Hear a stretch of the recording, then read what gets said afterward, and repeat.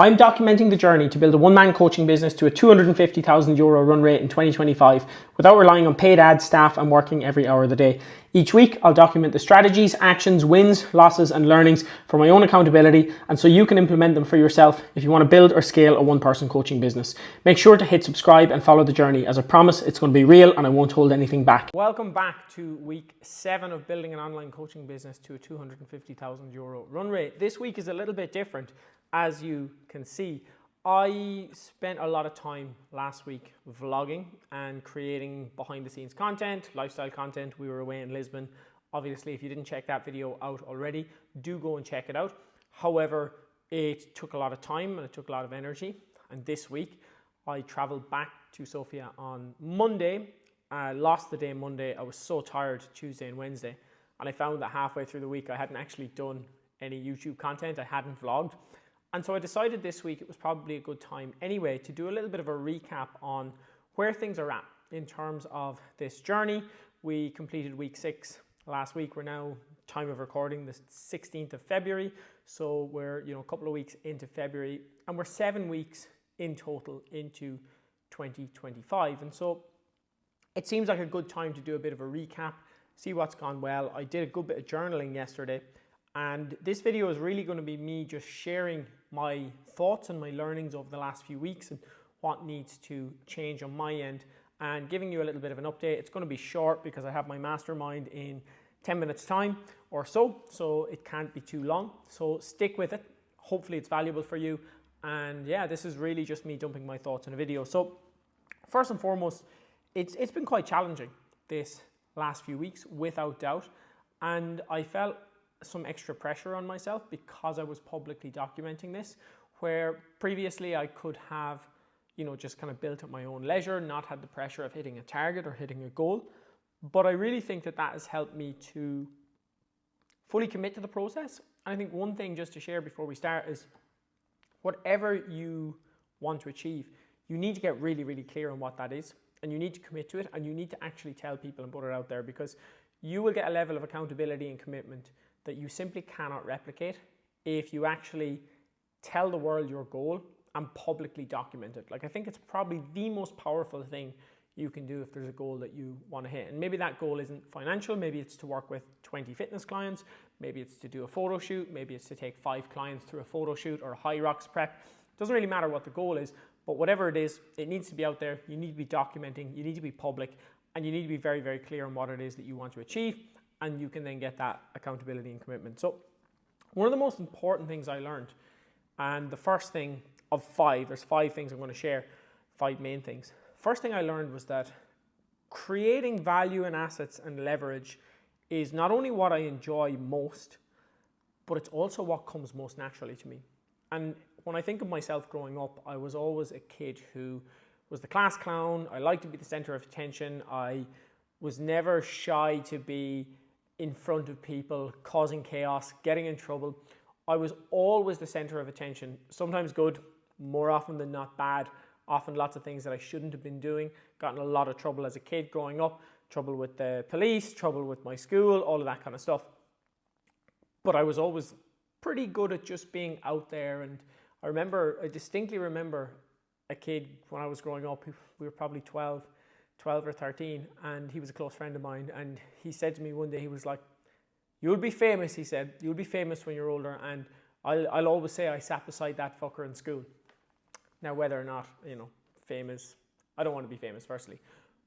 But in a sense, he was right. I'm publicly out there, I'm creating content, I'm talking to thousands of people on Instagram and YouTube and podcasts and all these other places.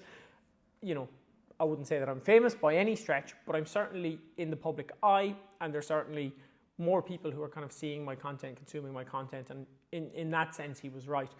And I feel like that kind of stuff, it doesn't come naturally to everyone, but I think if it does come naturally, you should just really, really lean into that. And if it doesn't, you should make an effort to make it more natural, so practice it and hone those skills, because in the digital age, we all think of assets and the ability to, say, buy a property and then rent that property out, or the ability to put money in stocks or bonds or something like that, right? Something that you invest a certain amount of money in, over time it grows and it gives you a compounded return, a much larger return than you would get, for example, if you just kept the money in a savings account. Now, the thing here is that a lot of these assets require financial investment, or if you're going to take on staff, for example, labor is an asset, or it's not necessarily an asset, but it's a form of leverage. But labor, you need permission. If you want to borrow money, say a loan to a mortgage to get an apartment, you need permission, you need capital from somebody, a bank, somebody like that. With media and with things like personal brand, it's permissionless. You literally just take out your phone, you set it up, you start talking to the camera and you record your thoughts. And that's an asset which you can create for zero cost without asking anybody. It just takes a little bit of your time. And of course, it takes a bit of confidence and courage to get up and do it. But the more that you do it, the more you solve that problem. And those are assets that we can create. Every single time you sit down and you create a YouTube video, you create a training for your clients, you create a long form piece of content which delivers a lot of value and builds relationships at scale, you are building a digital asset which has the ability to return for years and years and years and years at zero financial cost to you. So that is one thing to keep in mind.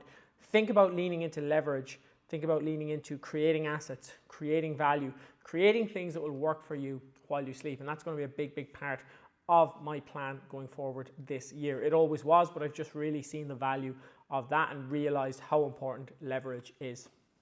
Second point here is just the time frame you think in has a big, big factor on the results that you will get. So if you think in days and weeks, you are never going to be able to think strategically and rationally enough to actually make the right business decisions. You're going to be very emotional. You're going to be very at the mercy of the ups and downs of online business, which is always the case. And I've seen it with many clients. I've seen it with myself in previous years where I was looking way, way too short term. Now my time frame is years and decades. And I'm thinking about where can I be in 5 years, 10 years time. YouTube for me right now, and it'll be interesting.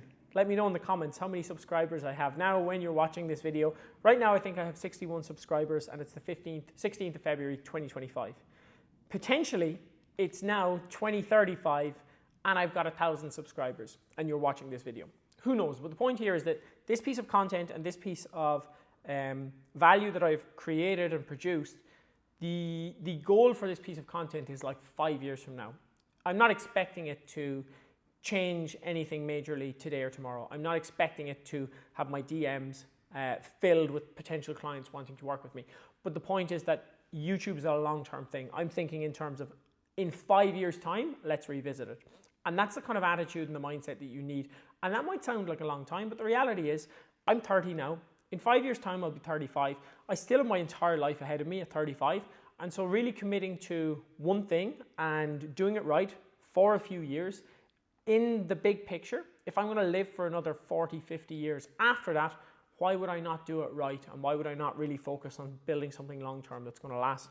And just, on a 10-year timeline or a 5-year timeline, the ups and downs of everyday business, the problems you're facing now, they just really don't matter because you can see things from the bird's eye view and go, yes, things are difficult. Now, this is not working now. This needs to change.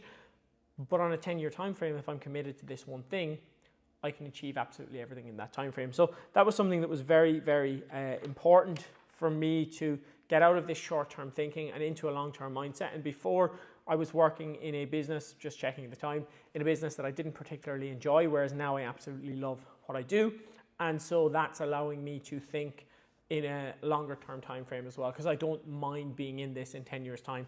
Whereas previously when I was coaching people that I didn't really resonate with, I was just looking for a way out. Whereas now I'm looking for a way to build a future. So it's a little bit different. Lead generation and client acquisition. This is point number 3, by the way. Lead generation and client acquisition is the most important part of my business. And it's also the part that I tend to procrastinate on the most. So this was really interesting to me because I noticed that the stuff that really drives the business forward is normally the mundane, boring stuff. And it's the stuff that we procrastinate on. And myself included, I realize that I procrastinate on some of the important tasks. So I have some decisions to make there. Are they things that I can eliminate first? Like, are they important? If they're not important, I can just get rid of them and not worry about them. if they are important, I need to systemize them to make sure that I do them. And so I've systemized this for myself over the last few weeks because I've seen what needs to be done. Or I can outsource, or of course I can automate if that's possible. Now, for me, client acquisition and lead generation are the most important parts of my business. And the thing that comes most naturally and that I most enjoy doing is creating value, building digital assets, sharing my knowledge and my insights and learning with my brain, not just with my time. So when I say that, I mean I'm not just spending all of my time on one-to-one calls coaching people, but I'm actually creating pieces of value that can go and create more value and coach more people in a one-to-many capacity. So one of me, and this piece of content is serving many, many people. Because I know that that's what comes naturally to me and that's what I'm good at, and that's also the thing that has an exponential growth curve where over time these assets can absolutely blow up and do all of the work for you, I am going to make sure that my lead generation and client acquisition is not built on hustling in the DMs, for example, or running paid ads, or doing viral content, for example. My lead generation strategy and my client acquisition strategy is going to be built on what I'm good at and what comes naturally and what has an exponential growth curve, which is the creation of digital assets. And so being aware of where I'm not so good and then where I'm good allows me to put those things together, and that gets me a lot more leverage, and it makes it much easier for me to hit the goals that I want to hit and do the tasks that must be done. Number 4, momentum is everything. And I think this is the most important one of them all. Excuse me. I have 5 minutes till my mastermind. I think this is the most important one of them all. And I came back from Lisbon last week, and before I went to Lisbon, I was absolutely flying. It seemed like opportunities were coming out of everywhere. I had collaboration opportunities with education companies. I had podcasts. I had new clients joining. I had lots of conversations with new people in my world. Content was flying. Everything just seemed to be working. And then I went to Lisbon. I took 4 or 5 days off, and I came back, and everything seemed to not be working. Now, on paper, everything was the same. Everything was actually better. I'd had a new client sign up in the week I was away. And on paper, revenue-wise, client-wise, people getting results-wise, everything was flying. But I had just been out of momentum. And it really made me see, it took me 2 or 3 days to get back in momentum. And now, thankfully, I'm back in momentum, and you can probably feel it from the energy. But I was thinking about what is momentum, and I want to share this definition with you because this was one that I just came up with for myself. When you are in a consistent routine or flow of daily and weekly actions causing the perception of progress, competency, and opportunities. So here's the thing, it's not actually about the progress, the competency, and the opportunities. It's about the perception of those.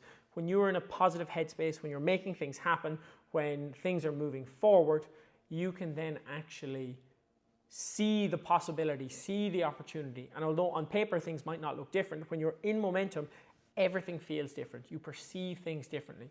And if you've ever spiraled badly where, had a couple of bad weeks, maybe in a health and fitness context or a business context, and then it just feels like everything is falling apart, this is momentum in the other direction. So we want to be in positive momentum where we're moving forward, we're making progress, we're putting in work, we're just creating a lot of energy by doing a lot of things, leverage things, not just random shit, but leverage things. So we're doing the right collaborations, we're having the right conversations, we're doing the right marketing, we're making the right offers, all of that, and this is starting to kind of build momentum. And then lastly, retention is the foundation of a successful business. And just to give you an update, because I did say I'd give you an update, my goal for the first, not just the first 6 weeks, my goal for the entire year was to sign up approximately 46 new clients, which is about a client a week on average, but allowing for maybe 6 weeks of no clients. So my goal is a client a week, but if I had a client a week and there was 6 weeks of the year where I didn't have a client, I would still hit my goal. Now, in the first 6 weeks of 2024, I brought on board 3 new clients, right, in the first 6 weeks. So that's half of my goal. However, I also was factoring in 2 drop-offs, one drop-off every 4 weeks, which would be a drop-off each month. Now, in the first few weeks of 2025, I haven't had any drop-offs. So although my sign-up rate has been a little bit lower, my drop-off rate, I haven't lost anyone, and I had assumed at this point I probably would have lost 2. So while I was aiming for 6 clients throughout the year and losing 1, which would leave me at 5, I actually took on 3 and I lost 0, so I can add 1 here. And overall net clients, my goal was 5 at this point, and I'm actually at 4 at this point. So I'm a little bit behind, but also I have those few weeks where I don't have to sign clients. So this is, you know, if I was aiming for 5, that would be 1 every week plus 1 drop off. The reality is that I also could have a week where I didn't get 1, and then at the end of the year still hit 46 weeks out of 52. That might be confusing, don't panic. The short answer is I'm on track, but I'm not on track because of my client acquisition. I'm on track because of my client retention. And that is super, super important, because I've had a couple of clients this week. One of them is on track to hit 6 figures, his first 6-figure year, and he is just committed to staying on for the year and making this happen. And you know, that's somebody who, if all goes well, which it will, he will be here for the year, and I will have other guys like that as well. So, you know, just signing people up for 90 days, it's a good place to start, but long term, you need retention for a successful business. So that is it. I need to wrap up because it's now 1 minute to 11 and I'm about to jump onto my mastermind, but hopefully that was interesting. Hopefully you got some value. It's a little bit different from previous videos, but that is week 7 wrapped. I will update you more and go back to the vlog style content next week. But let me know, was this helpful? Which of these 5 points was most useful to you? Drop it in the comments. If you are watching this at some date in the future, please do let me know. It'd be interesting to see that this is actually working and that people are coming back in the future. And that's it. Make sure to turn on the little bell so you get notifications and hit the subscribe button, and I will see you in the next one.